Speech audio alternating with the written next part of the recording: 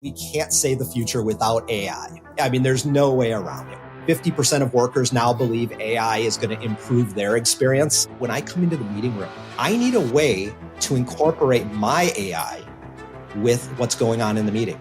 It's almost a bring your own AI type of a concept. Most of what we do in our day-to-day is going to change significantly. Hear the latest AV trends and predictions in this episode of Crestron's Smarter Spaces podcast on your preferred podcast platform. I haven't heard the Arc Ultra yet, so it's hard to comment on that. It's nice. It's really nice. Okay. Yeah. Okay. Is the bass that significantly better? Yeah. You're still putting a sub with it. The music goes boom. Yeah. The music goes boom. Perfect. I have a 5-year-old. This is very That's reminiscent. exactly what a 5-year-old said. Daddy, why does the music go boom boom? Like, well, because gunshots, kid. This is the hardest beat anybody's ever heard. It's made out of gunshots. Gunshots are the beat. Don't you ever hear harder than that? On this episode of ResiWeek, we wrap up 2024 and look towards 2025. All this and more on this episode of ResiWeek. This is ResiWeek, the last minute.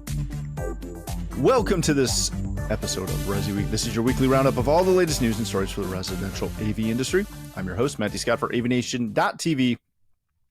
And this week, I'm joined by two of my good friends. First, we have Katye McGregor-Bennett. She's the president of K&B Communications. How you doing, Katie? I'm doing well.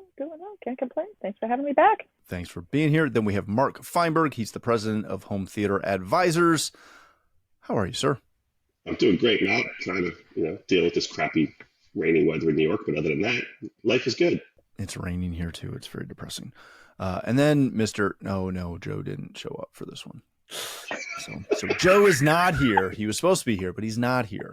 Miss This you, is Joe. a Joe Free show. Yeah, it's a Joe Free show. That's the name of the show. All right, no Joe, Snow Joe. Oh Lord, it's the end of the year show, everybody. Yeah, little punch stroke on with that. Yeah, yep. The end of Yeah, the it's year, as hour we know two. it.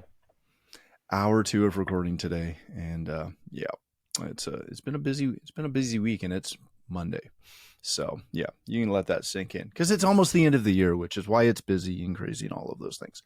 All right, as we normally do on the end of the year show, we're really going to talk about two different things. First, we'll go around the table and talk about the biggest thing, the biggest story, the biggest product, whatever you want, of 2024. And then we will talk about what we foresee in 2025. And I will challenge both of you to surpass our good friend Avi, who was talking last week about it being chaos. Nothing but chaos.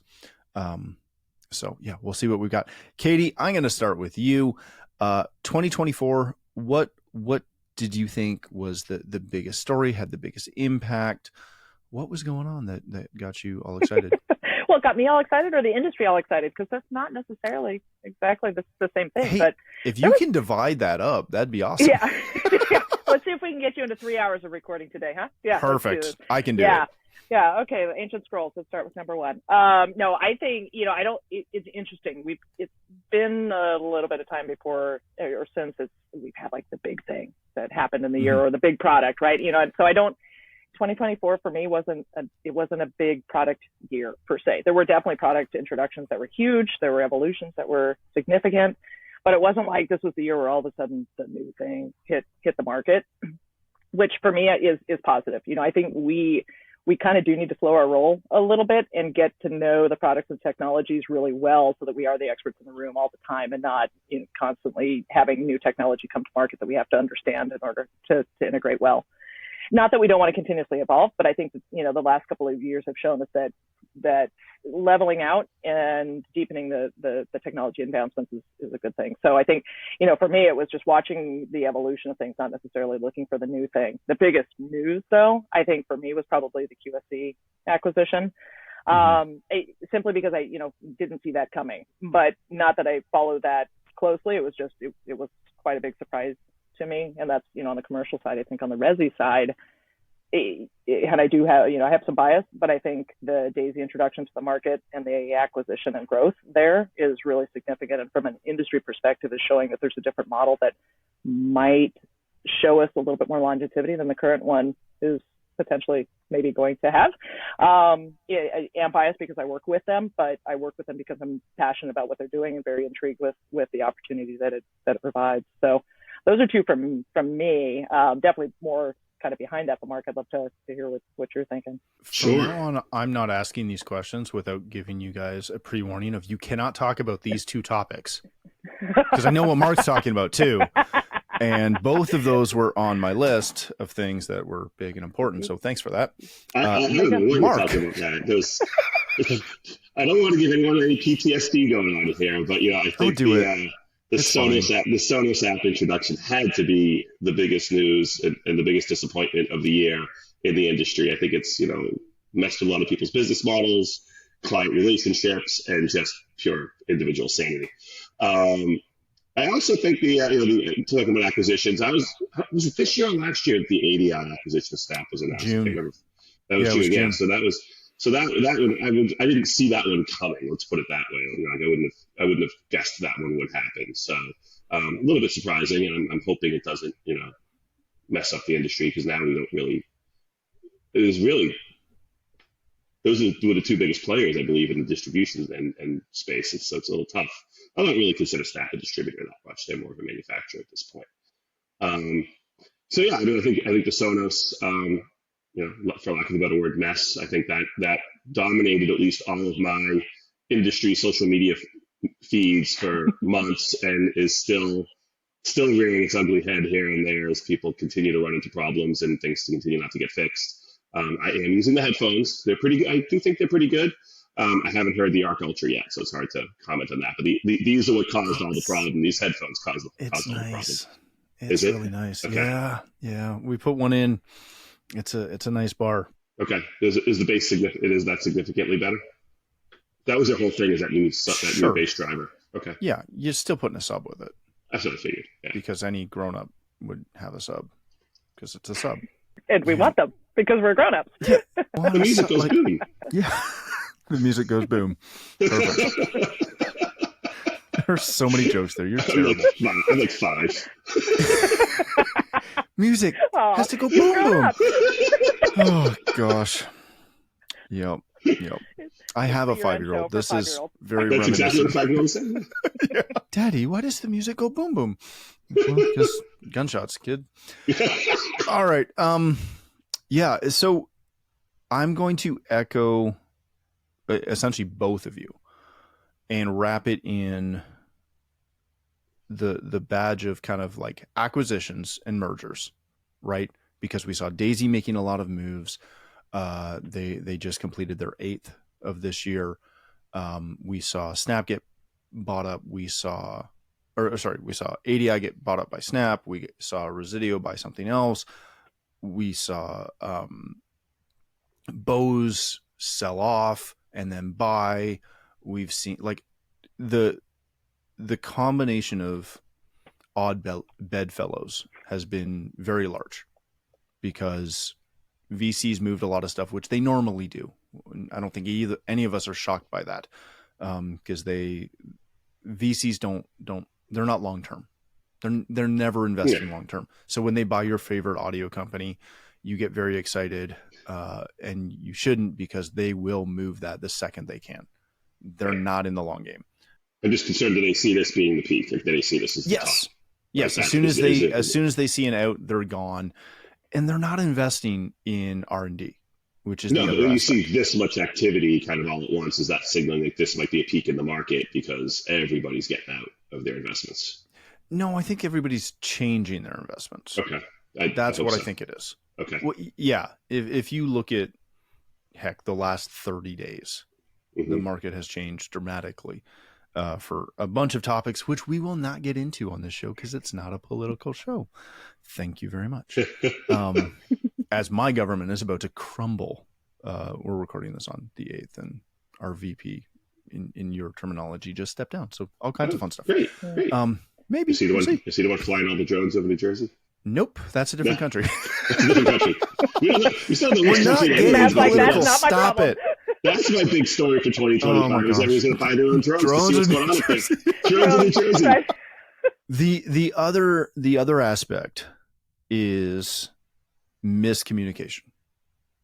That is the biggest story for me of the year, is just a continual cluster of miscommunication from manufacturers, from integrators, from everybody. We've ragged on quite a few manufacturers, the one Mark mentioned specifically, for, not only having issues, which I think everyone can understand that happening, but the follow-up in the way that it was addressed. Katie, you and I have talked about it multiple times this year, about there's a way to get a message across and communicate with people that takes some level of responsibility, some promise to do better, and some follow-up steps that you're going to take to rectify that. And yet 2 weeks ago, we were talking about one of these major manufacturers getting called out by one of the biggest names in the podcast game for having a product and customer service that was atrociously bad. And you can go look that up if you want to see the actual quote. But that has been huge this year. And I don't know what it is that's causing that to be so prevalent in the industry.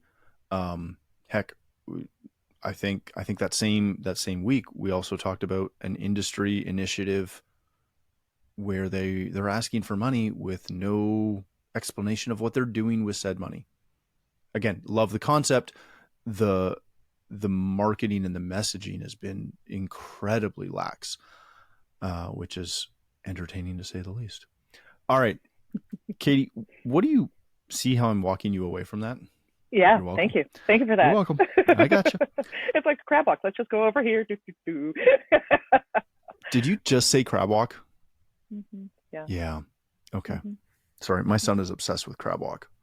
So every time that commercial comes on, Daddy, crab walk. Does your truck crab walk? No, my truck does not crab walk, son. Mm-hmm. But it actually is a really good segue for the question I think you're going to ask me. So. It is. It is. Tee it up. What do you foresee 2025 looking like? What is, we have, I'm not going to say political upheaval, but the first 3 months of the year in the US are going to be very interesting. It sounds like they might be very interesting here. They seem to be quite interesting in Europe right now. There's just a lot going on in the manufacturing related space, not necessarily just ours completely, but from global trade might be somewhat affected. What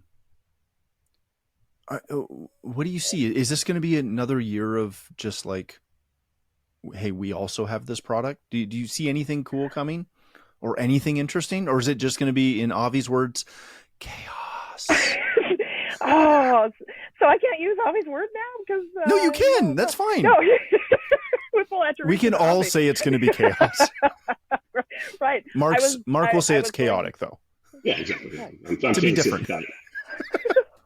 I was going to attempt to allude to the fact that it's going to be smooth sailing and no problem. Yeah, none of what you said is actually going to happen, but it's already happening. And the reality is it's not just the U.S. I mean, where are our components coming from? The majority of the things that go into the things that we're selling are coming from other places that are about to be handed potentially some pretty significant increases. So those are going to be handed down. I think the bigger conversation for what's in 2025 is how do we handle the very real potential of needing to raise prices across the board, all the way across the board. And that includes you on the integration side, all the way across the board. Manufacturers are going to need to raise their prices to what percent, to what degree for the next 45 days. No one's really going to know, but those conversations are taking place now. And for projects in the pipeline that have a very long cycle. You need to be having those conversations now. For some reason, I shifted into Katie's PSA for the day and not answering your question, but this is going to be the bigger story of the year. It is absolutely going to be chaos, and it's already starting. It's just depending on where you are in the conversation with your manufacturers, where you are with your pipeline, it just may not be evident. But I think it's well beyond the first quarter that these issues are going to start cropping up. It's going to take us through the year. And I think that is a problem because it's obviously going to put a pinch on resources. So unless we're planning ahead for what things are going to cost and making the changes now that we need to have in place, the industry may have a challenge bringing in the resources, bringing in the talent, bringing in the support, bringing in, all of those things. And for an industry that historically has done everything at the last minute, sorry, it's true. Mm-hmm. If this is the last minute, right? So we need to really be thinking about that, because how this conversation is shaped in 25, when we're looking back at 25, I think it's going to be enlightening, and I think it's also going to be a little gut wrenching. I fear that we're going to see a lot of attrition this year, sadly. Let me ask you this before we go to Mark. I have been on this bandwagon, at least internally, in my own companies for 6 months, that our price points are outrageously low. Even though we are competitive with other people in our region, that, we're in the midst of, we're probably 2 years into kicking off a newer company, or reviving a company an additional company I started a couple years ago. I'm doing a deeper dive on that than I ever have on our AV business, because again, it's a much more competitive market, and recognizing the fact that we are underselling ourselves. Is your assessment that we likely as an industry need to be raising prices? Do you think that is strictly based on shall we say global changes versus being behind and not relative? Are you talking about labor or product? Because I feel like everything.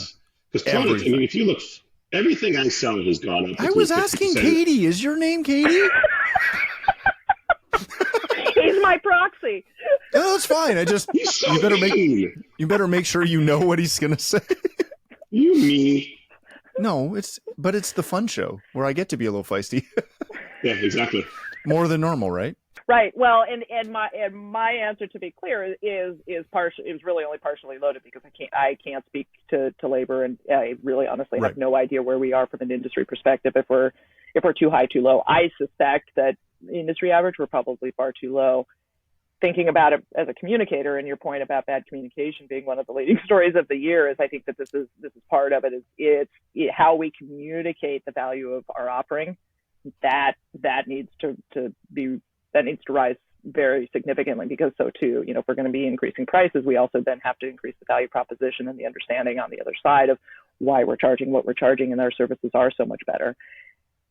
I think that's going to be tough, because that explanation of why what we're doing is better and therefore should come at a different price point, I don't know that we're totally crushing that concept just yet, still. Industry-wide. I hear a lot from manufacturers that the sales skills need to be elevated again, and I think it's true. We've lost a lot of sales trainers over the last decade. What used to be standards in the industry doesn't exist anymore. So I deviated a little bit, but I think the answer is yes. We do need to raise prices across the board, but we also have to be better at communicating the value of those services and the differentiators that the services and the goods that we provide in the channel are delivering. And I think that's a huge challenge. Labor pricing times. I think every integrator, every dealer has no idea where they are in the marketplace, whether they're high, whether they're low. I think too many people price by their own pocketbook and not by what the market will bear. So I think you're right. Probably in labor, there probably is a lot of opportunity for those who aren't tracking the market well, but I don't think they know what the opportunity is. On the product side, I look at the hardware we buy and sell. In the last 5 years, that product has gone up 50 to 150%. So I don't know if there's that much more room, for universal remote, for example, to be more than, $2,000 for a single room universal remote, which is sort of what it's getting to at this point. So I'm not sure if pricing has if product pricing has that much more room to grow dramatically. If you grow it, now it's going to have to Katie's point, because there's going to be tariffs, and those tariffs have to be passed along, just as supply chain issues were passed along in 2020 and 2021, and that's going to happen. That's a good point. Okay, go ahead. What was the other? Then it's the. Do you have a comment on that, or you want me to move on? Well, I can either comment, or you can jump right into what you think. I'd like to. Would you like a comment? Yes, please. I'll give you a comment. All right. I'll give you a comment. I respect your thought. That's adorable. At least one of us does. Yeah, why not? Oh. All right. No one's going to listen to the show. On the labor aspect, I will argue that we across the board are undercutting ourselves. I don't believe that the average consumer has any idea what it costs to actually have someone show up to their house for anything. But I think that's true across all trades, right? Like plumbers, that's what I'm saying. Right, exactly. It is across all trades, right? That I think the average consumer still has this concept in their mind that they can get someone to show up to fix something for them that they do not know how to fix for $20 in a 6-pack.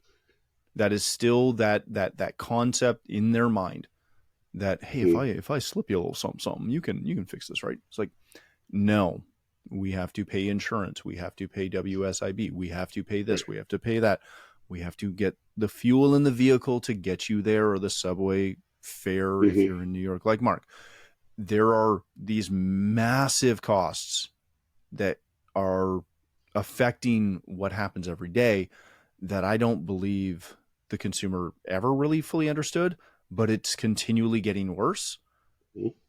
And those costs continue to rise. And I think it's getting incredibly difficult to say, yeah, we'll show up for, $75 an hour because I pay my guys $30 an hour so we can do that. Right. I think honestly, I think the trades as a whole need to take a really hard look on what it costs to actually get somebody on site. I think a lot of trades lose money on service. I mean, 100%. And I think it's terrible. I mean, you look at what, your utilization on service people is going to be maybe 40, 50%. It takes almost as long to get to the job site as it does to fix the thing on the job site. Yeah. It's really, really bad. On the product side, so much of our general product has been commoditized, but I think there's also a bit of a pushback for that. And if you disagree with me, go look at the hundreds of thousands of people walking around with ridiculously priced tumblers. Yeah. And I love it. Don't get me wrong. I love it. And I have a ton of them. I was holding up one that starts with Y and ends in I. And the lids stay on those. Oh, sorry. Yeah, they do. Yeah. Unlike the red ones, or the ones from that other company. Anyways, people will pay premiums for premium products. I think it's about positioning the products that you sell as premium and going from there. As to your example of the $2,000 single room remote, that does become a challenge, but we're also seeing people move away from that because they don't need it. That's probably be my biggest story of 25. Yeah. Yep, that's a whole other story that we've talked about multiple times on this show. I think that industry is very close to death. It's going to have some challenges. But that all being said, I think we're to the point where, and again, because I've started this other company that's in the trades, but in a different trade completely, looking at the way the traditional tradesperson in that industry would price a project as, like cost of materials plus 20, that doesn't cut it. That maybe helps you feed your family that night, but that does not build a business. That does not build an industry. And I think that's one of the issues that we continue to talk as a channel, that we are trying to be an industry. And again, I'm going to be kind of harsh for a minute. but we don't typically position ourselves as an industry, because you can look at a interior designer who charges significantly more than we ever do for politely way less work and way less expertise. And people will pay that without question. Mm-hmm. But when there's something tangible, like most of the services that we provide, it's tough. And not every, and again, I'm not picking on designers for that reason, but there's a perceived value. And I think we have to get to that point to do that. But well, I think people see us as a trade, just as they see plumbers, electricians as a trade. They see designers as a professional. And that's the difference. Yep. They'll pay their designer like they'll pay their attorney, like they'll pay their architect. They're not going to pay us in that way. They don't see us in that way, at least. All right, Mark, what do you think was 2025? I don't know. I think 2025, I'm hoping that, the LED walls come down and to be somewhat more doable in terms of pricing, to get those into some, smaller commercial spaces and maybe even some residential. Probably not 25, it's probably 26, 27 hope, to be more honest. You realize we just talked about raising prices, right? And now you're talking about wanting to lower prices. Did you decide what you want? That's what he wants. You know what? Now, I didn't even catch that, to be honest. Right now. I didn't even catch that. All I want for Christmas is a lower price. LED wall. Yeah, exactly. Gosh, I'd love an LED wall for Christmas. Wouldn't that be awesome? Yeah. I know. Where's Skylar when you need him? Here that you guys can't see. But I also think that's another thing that, there's a difference between raising prices and things that are just like new and expensive. I think, so I think if those start to come, without having to get the no-name brands that you have no idea, whether they're going to last a week or a month, getting real brands and getting real support and being able to do that, at a price point where we can actually, where the average high net worth person will do it. Right now it's the ultra high net worth on the residential side. I think that it's a couple of years out. I think it's 25. I'm hoping 25 will be the year Sonos gets their stuff together. It's okay. Sorry. You'll get another. I'm hoping the app will be normal by the end of the year. Sorry, I know that was harsh. It's a Christmas wish for all of us. Yeah. And I think you're right, Matt. I mean, the death of the universal remote. I mean, I think that it's been happening. We've been talking about it. The universal remote, and even to some extent, the whole centralized control system, I think, is getting a little less. It has been very, how do I say this somewhat politely? It has been very comical to watch the advent of, you know what, we can just use individual apps. It's fine. Oh, yeah. For the average, for the majority of consumers to look at that and be like, yeah, I don't understand why you didn't think we could do this. What you lose is really the literally do it for everything else. What you lose is the integration. Hey, I'm leaving the house, I want to turn off the lights, the TVs turn off, the music turns off, the shades drop if it's over certain. You lose kind of the automation aspect of it.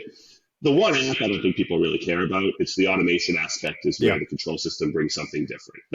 That's where I try and position it, as opposed to open one app instead of 4. People don't care. I'm not doing my shades and my lights at the same time. Or my shades and my music at the same time. I don't care moving between 2 different apps on Mac. You don't have it moving when the sub goes boom boom? Exactly. When the music goes back up. When the music goes boom. Get your terminology right. Well, no, technically it is the sub that goes boom. Someday, Mark. Someday he'll get it. I know. But the line earlier is when the music goes boom. Yeah, you're good. All right. Let's wrap this up with, I don't know if I have a prediction for 2025. I think we're going to see, no, I don't think there's going to be chaos. I think actually, hold on. Let me refine that point. I think we will be shown minor aspects of chaos and told that there is chaos everywhere. Well, there will not be general chaos. I think a lot of this is overblown. I hope I'm correct, because chaos is bad. That being said, I think we're going to see more companies and honestly some manufacturers that close up shop I think we're going to see a lot more consolidation just in general. And I think we're going to see a switch in go-to-market strategies for the industry. Because I have yet to see that major, like, hey, we moved up in homes, in vehicles, and now we're going to move up our tech. The tech continues to get simpler. Mm-hmm. And I think as a channel, we have to find a way to modify that go-to-market strategy and be a luxury good without necessarily being a luxury product. Because there is, Katie, you're sitting in one right now. That is a luxury good and a luxury product. But I think that there is a vast opportunity to find a way to provide a luxury experience, even though they don't have the dedicated space like the one that you're sitting in right now. I think that's going to be the major shift for 2025, because even if the market goes gangbusters and everybody all of a sudden has a ton of additional disposable income, I don't think they're going to spend it on the things we traditionally would expect them to spend it on within the industry. Yeah. I think they're going to look and that's not what I'm hearing from people on the street. That it's going. I don't think that's going to be the case. That's not where the market's going. Go to those who make the money in the market. That's not where it's going. I said if. If. Okay, if. Okay, you did. Calm down. Yes. All right, let's wrap it up. Merry Christmas, Happy Hanukkah, Happy all the things, Happy New Year. If you've missed that, Katie, if people want to connect with you, learn more about Canby Communications, where can they do that? Yeah. Easiest thing is to go to kmbcommunications.com or look for us on the Sphere. We're the ones with the mountain in our logo. So if you see KB Communications and you see no mountain, it is not us. If you want to connect with me personally, Katye McGregor-Bennett, Katye. Again, if you find the Y and the E, then you know you found me. If you didn't, then you didn't. Hit me up on LinkedIn. If there's a conversation you want to have, I'd love to explore how you're doing your storytelling and hear more from you guys. Matt, thanks for letting me join your show. Appreciate it. Always. Thank you for being here. Mark, thank you for joining. If people want to connect with you, learn more about Home Theater Advisors, where can they do that? I think the best place is at hometheateradvisors.com and a little bit on Facebook. And if people want to connect with me directly, it's Mark Feinberg. It's Mark at hometheateradvisors.com and I think it's at Mark Feinberg 93 on Facebook, or just Mark Feinberg on Facebook.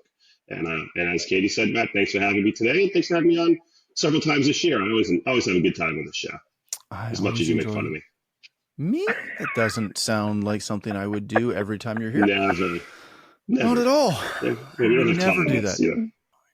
All right. Thank you again. As always, we appreciate you guys tuning in, watching, listening. Hopefully you've learned something. Maybe not today, but just in the general course of the year. As always, if you'd like to connect with me, you can find me at Matt D. Scott on Twitter, X, most other social platforms. I am still not on TikTok, sorry. But more importantly, please visit AVNation.tv, where you'll find this show as well as a wide variety of other shows with all the verticals that we cover. When you visit the website, please take a moment to check out our supporters. We are extremely thankful for their support and ask that you check them out as well. Thanks again for watching. That's all the time we have for this episode of ResiWeek, the network for the AV industry. What are you listening to? This is AV. This is AVNation. This is AVNation. This is Erin Marmoran of EdTech. The world of higher ed AV is growing rapidly. That's why each month we hear from the best and brightest from colleges and universities all over the U.S. Check out EdTech on avnation.tv or wherever you get your favorite podcasts.